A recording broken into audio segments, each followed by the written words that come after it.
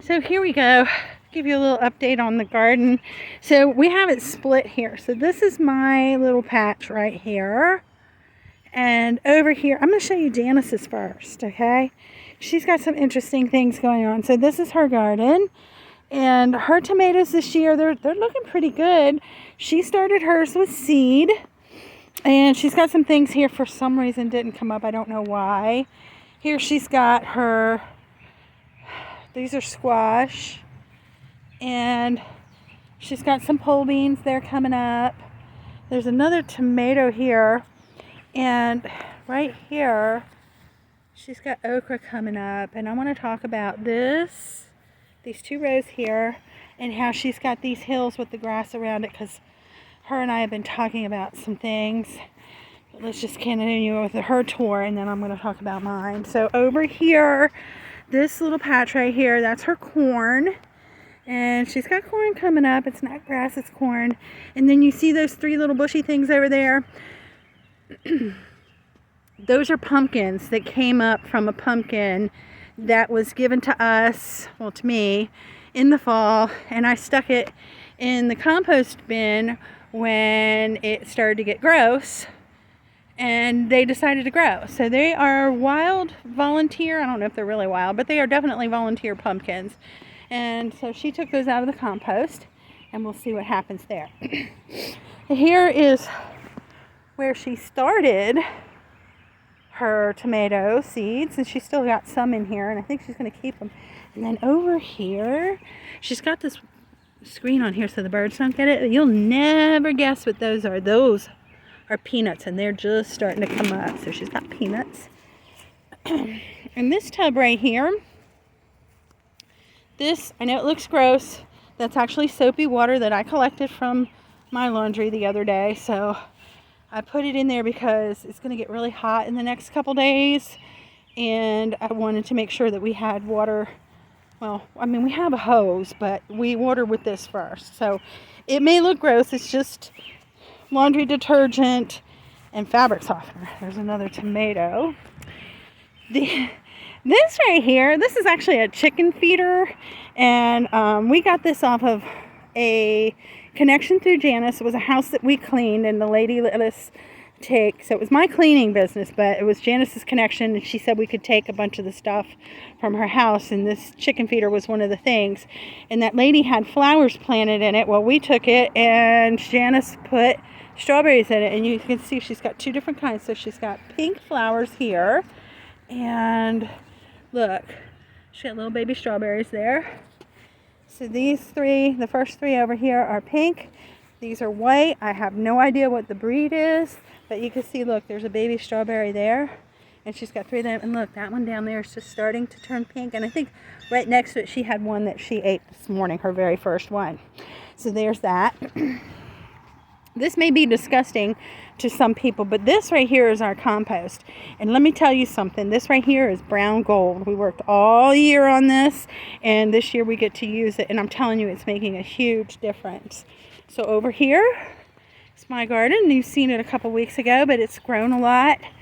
And so my green beans are here. I don't see any flowers on them yet, but they're getting tall. There's my patch where I dig up the dirt to put on my potatoes. And my basil's coming up. I think my oregano's coming up, but I'm not 100% sure. But they're planted in this laundry basket. Down here I got peas. They're like, what do you call those? The peas that you get in Chinese food, the flat ones. Snow peas. These are snow peas. You see all these weeds in my garden? I'm going to talk about that in just a minute. Be patient with me. Got my okra here. I got two sets of two, and they're growing. And that right there,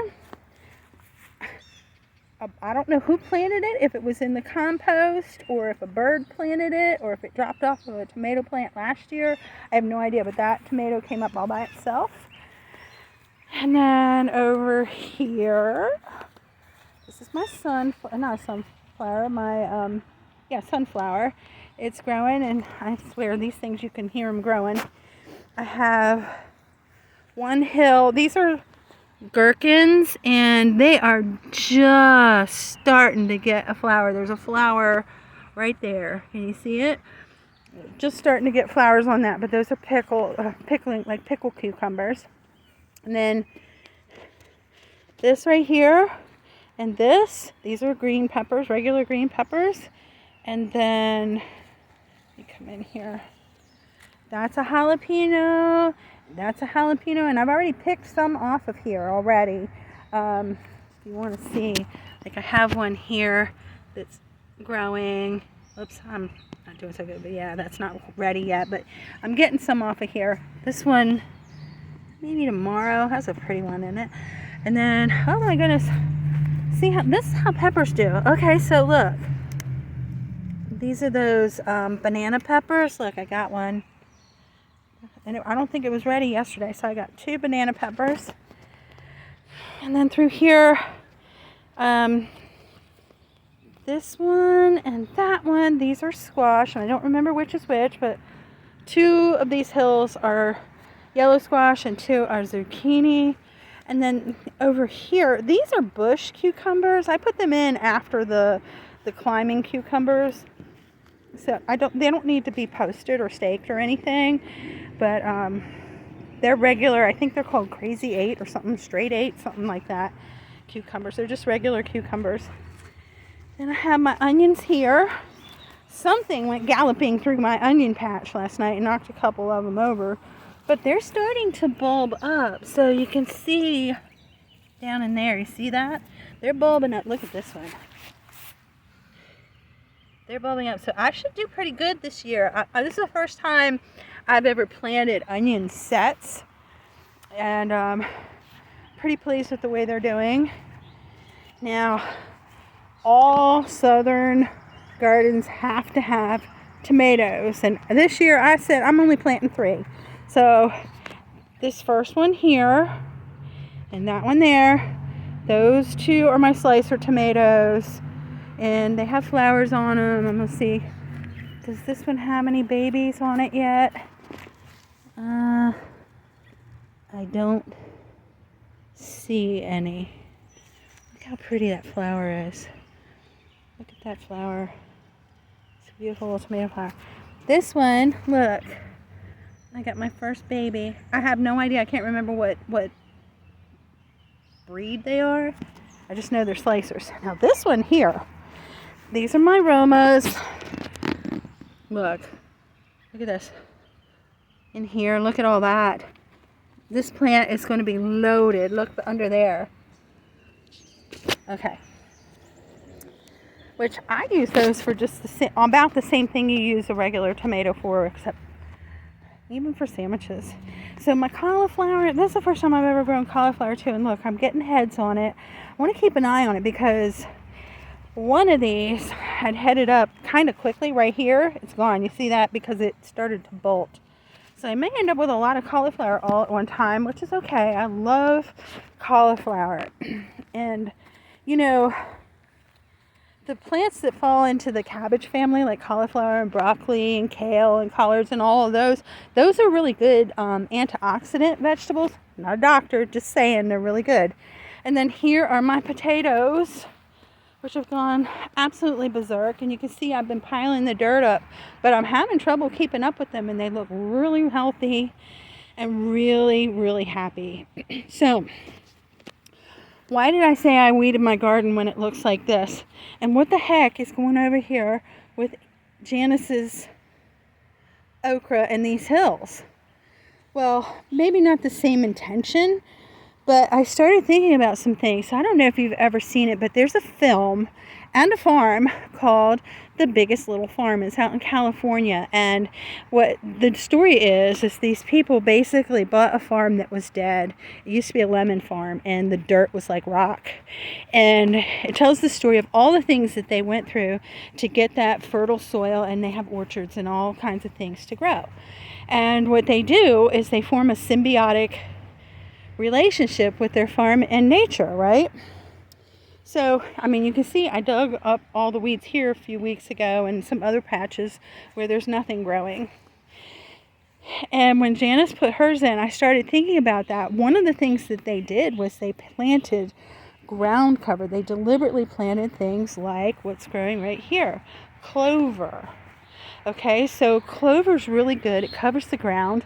It has flowers that are going to attract bees, which are necessary for pollination, right? You need the bees to pollinate so that your plants will produce fruit, okay? So every one of these little flowers needs a bee.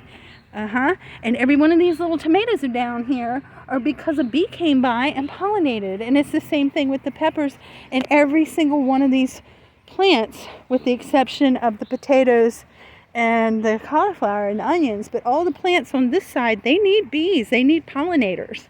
Okay? So most of my garden is dependent on some kind of a pollinator.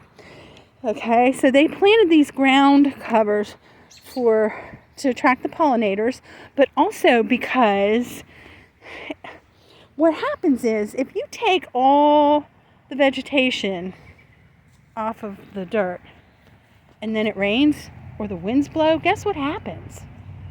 It washes away or it blows away.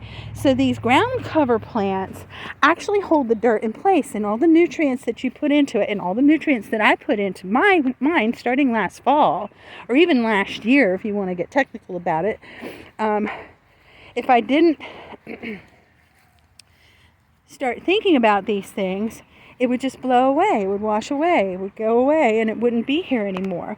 So I've decided, instead of hard weeding, which I was doing, I'm going to go to soft weeding. So what happened through here, through my pepper plants and tomato plants and these squash plants over here, instead of taking it all the way down to the dirt, okay, which you can even see where I started. I'll show you where I started. I started right here with my hoe, okay? And I thought to myself, what are you doing? You need to stop it. And I stopped it. And I just started plucking off like the top of the plants, almost like mowing my garden, mowing the weeds in my garden. And I made a decision that they can grow as long as they're not taller than the plant, because plants need the sun too. But like with the clover and any other weeds that are in there, if they flower, they're going to attract the bees, and the bees are going to be good for my garden, my vegetables, and my plants. And as they go through their circle of life, they're going to put back, oh look, there's a honeybee right there. Can you see it? Look, he's a friend. I'm not going to bother, actually it's a her, I'm not going to bother her, but you know, the honeybees are important. They keep they're keeping us fed, believe it or not, so we need to think about them, the precious little bees, right? So, yeah, there you go, you see it in action. The clover's attracting the bee. Hopefully the bee will go to one of the flowers in my garden and give me a tomato, or give me a cucumber, or give me a pepper. That's the hope. And that's my simplified version. If you get to see the big little garden, and I can't remember the name of it, it's something, I think the name of the farm is Apricot Orchard, and I don't remember where in California they are, but you can go and they tell you the story of how and why they got this farm and what they did to bring it to life, and it is absolutely amazing. And they went through some really hard times. I mean, they were threatened with a fire, you know. They had a pig that they were using as a breeder, and then she got too old. There's lots of things that went on in that farm. They raised sheep. I can't put a sheep in the middle of my little vegetable patch here. But anyway, so I'm going to try some symbiotic gardening, and I'm not going to do this anymore this summer, and we'll see what happens. Bye.